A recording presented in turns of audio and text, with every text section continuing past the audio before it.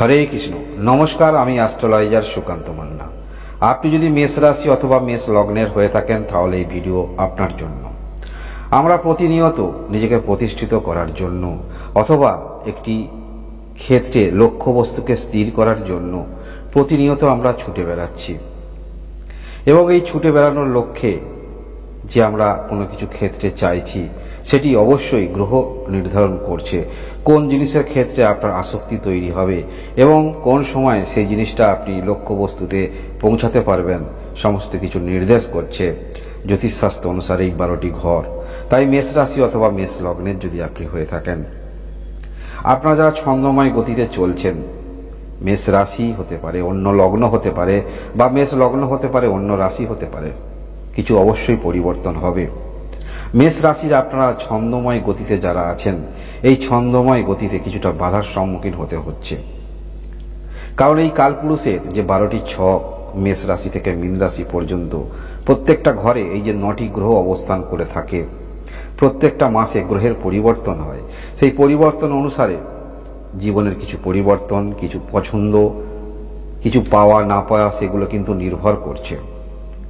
তাই মেষ রাশি অথবা মেষ লগ্নের যদি আপনি হয়ে থাকেন, যারা ভালো একটি ছন্দময় গতিতে চলছেন, যারা ছন্দময় গতিতে চলছেন না তাদের বিষয়টা আলাদা। যারা ছন্দময় গতিতে চলছেন, এই 30 জুন 2024 থেকে 15ই নভেম্বর 2024, প্রায় 138 দিন, এই সময়ের মধ্যে শনি রেট্রোগেট হচ্ছে। হ্যাঁ, শনি রেট্রোগেট হচ্ছে বা বক্রী হচ্ছে। শনি আপনার সাফল্য স্থানে অবস্থান করে আছে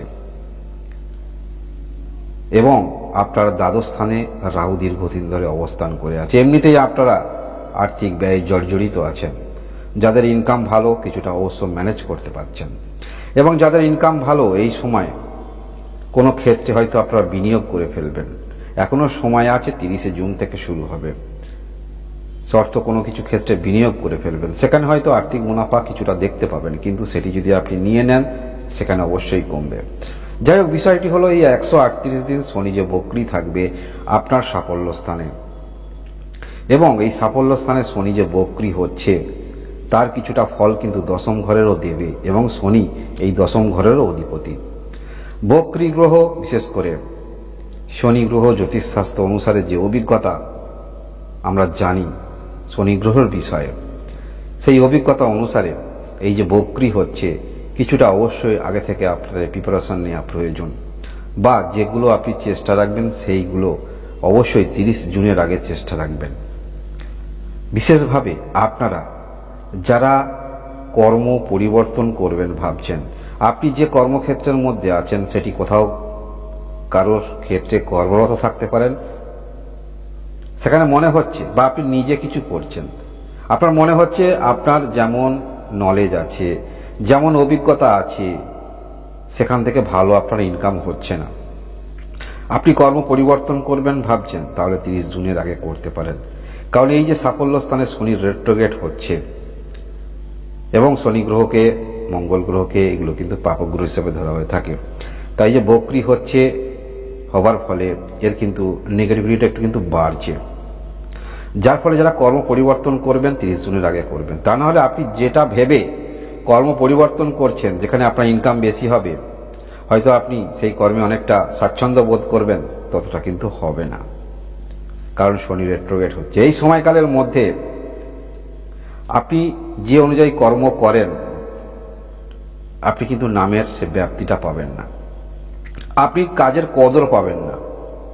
রেট্রোগেট হচ্ছে, এবং দীর্ঘদিন ধরে কোথাও কর্মের মধ্যে জটিলতা আছে, সেই জটিলতা নিয়ে যথেষ্ট চিন্তা মনের মধ্যে বৃদ্ধি হতে পারে, কারণ শনি এই যে সাফল্য স্থানে অবস্থান করে থাকবে, রেট্রোগেট হচ্ছে, অর্থাৎ শনি এই ঘরেই থাকছে, কিন্তু কিছুটা হলেও দশম ঘরেরও ফল দেবে, যার ফলে শনি এই যে তৃতীয় দৃষ্টি দিচ্ছে আপনার রাশিতে, কিছুটা হলেও যে ক্ষেত্রে আপনি নির্বাচিত আছেন বা যে ক্ষেত্রে আপনি একটি প্রতিষ্ঠিত পর্যায়ে আছেন, সেই ক্ষেত্রটাকে ধরে রাখা আপনার ক্ষেত্রে যথেষ্ট একটি প্রতিদ্বন্দ্বিতা দেখতে পাওয়া যাবে। অর্থাৎ সমগোত্রীয় আপনি যে ধরনের কাজ করেন তারাও সেই ধরনের করছে, সেই জায়গাটা টিকিয়ে রাখতে হলে যথেষ্ট প্রতিদ্বন্দ্বিতার মধ্যে আপনাকে পড়তে হতে পারে।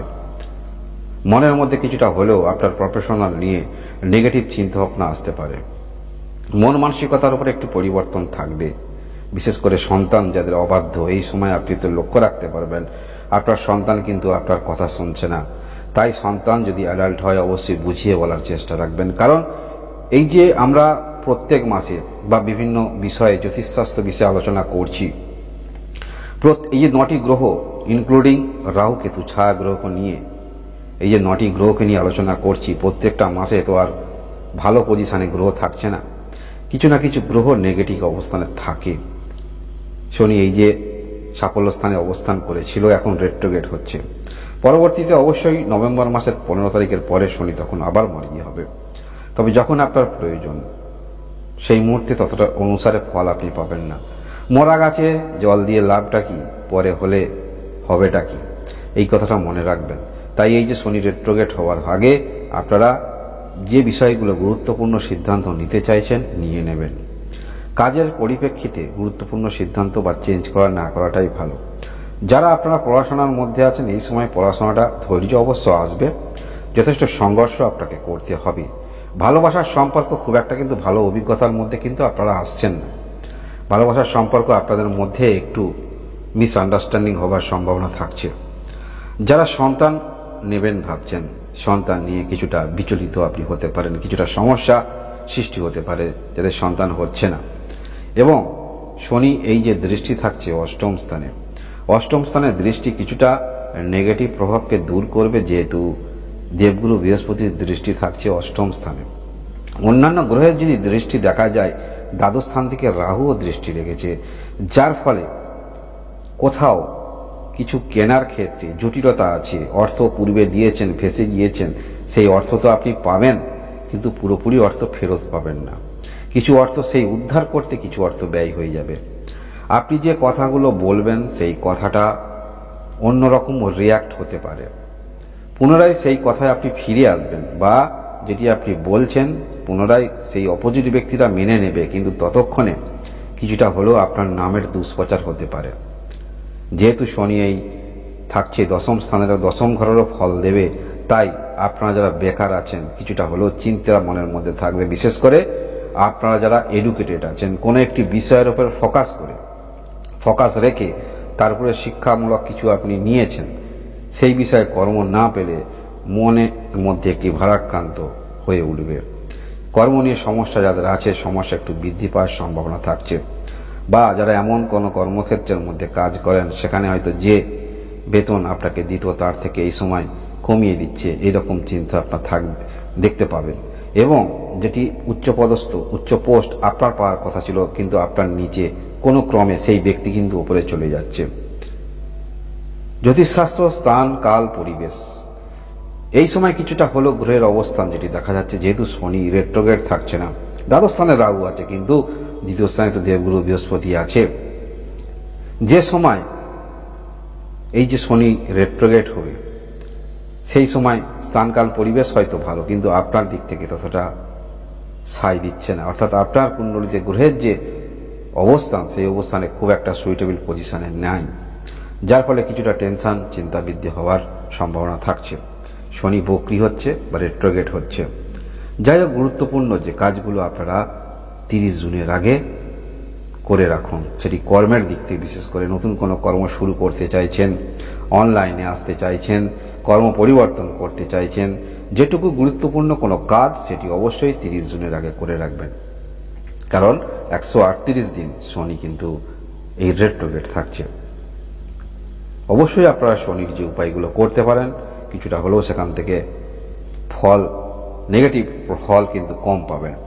আর আপনাদের রাশি লগ্ন ভেদে কিন্তু ফলের তারতম্য অবশ্যই হবে। ধন্যবাদ।